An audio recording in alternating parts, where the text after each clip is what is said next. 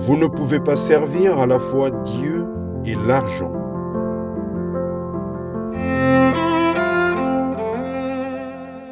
L'évangile de Jésus-Christ selon saint Luc, au chapitre 16, les versets 1 à 13.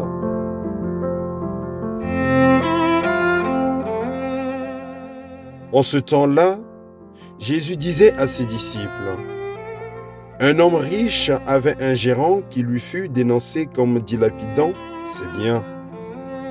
Il le convoqua et lui dit, « Qu'est-ce que j'apprends à ton sujet ? Rends-moi les comptes de ta gestion, car tu ne peux plus être mon gérant. » Le gérant se dit en lui-même, « Que vais-je faire, puisque mon maître me retire la gestion ? Travailler la terre ? J'en ai pas la force. Mendier ? J'aurai honte. Je sais ce que je vais faire, pour qu'une fois renvoyé de ma gérance, des gens m'accueillent chez eux. » Il fit alors venir un par un ceux qui avaient des dettes envers son maître. Il demanda au premier, « Combien dois-tu à mon maître ?»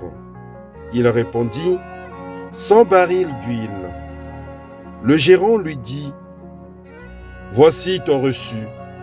Vite, assieds-toi et écris 50. » Puis il demanda à un autre, « Et toi, combien dois-tu » Il répondit, « 100 sacs de blé. » Le gérant lui dit, « Voici ton reçu, écris 80. » Le maître fit l'éloge de ce gérant malhonnête, car il avait agi avec habileté.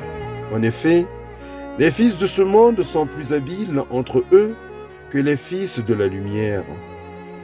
Eh bien moi, je vous le dis, faites-vous des amis avec l'argent malhonnête, afin que le jour où il ne sera plus là, ses amis vous accueillent dans les demeures éternelles. Celui qui est digne de confiance dans la moindre chose est digne de confiance aussi dans une grande. Celui qui est malhonnête dans la moindre chose est malhonnête aussi dans une grande. Si donc vous n'avez pas été digne de confiance pour l'argent malhonnête, qui vous confiera le bien véritable ? Et si, pour ce qui est à autrui, vous n'avez pas été digne de confiance, ce qui vous revient, qui vous le donnera ? Aucun domestique ne peut servir deux maîtres. Ou bien il haïra l'un et aimera l'autre, ou bien il s'attachera à l'un et méprisera l'autre. Vous ne pouvez pas servir à la fois Dieu et l'argent. Acclamons la parole de Dieu. Louange à toi, Seigneur Jésus.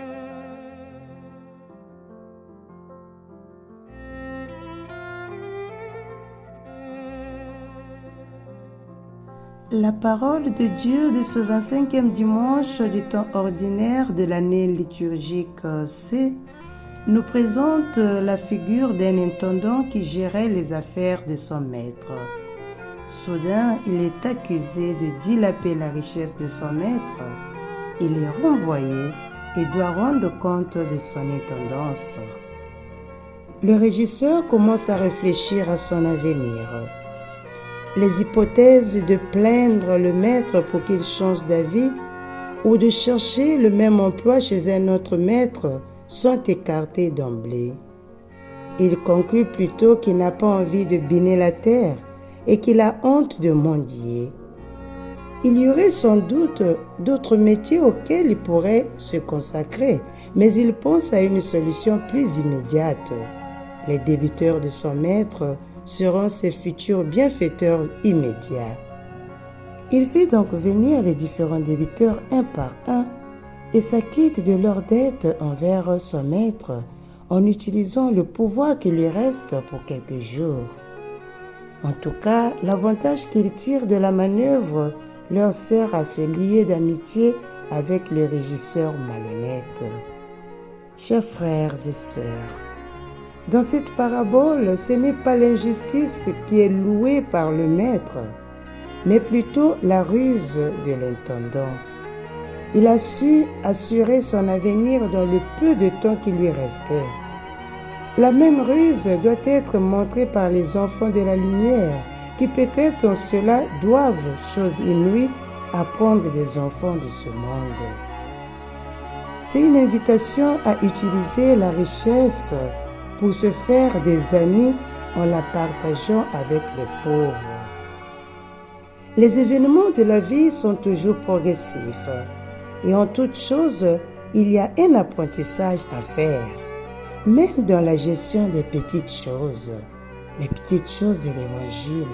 Nous devons rechercher la vertu, car celle-ci nous aidera ensuite à bien faire lorsque Dieu nous confiera le plus. Cela nous fait comprendre, chers frères et sœurs abonnés de notre canal, que l'argent, les investissements, le commerce en ligne ou d'autres choses relatives à des biens meubles ou immeubles et les manœuvres financières ne sont pas intrinsèquement mauvais. Ils ne sont pas intrinsèquement des idoles ou des pratiques idolâtres, mais ils le deviennent lorsque la personne oublie Dieu à cause de ses biens matériels. L'incompatibilité ne se situe pas tant entre Dieu et la richesse, mais se produit dans la volonté et le cœur de l'homme. C'est le cœur, avec ses choix fondamentaux, qui ne doit pas être divisé. Le danger de la richesse est que l'homme finit par en tomber amoureux, laissant derrière lui la seule vraie richesse du chrétien qui est Dieu lui-même. C'est pourquoi le fait de toujours penser aux pauvres permet au cœur de ne pas s'attacher à ce qui est commode à partager.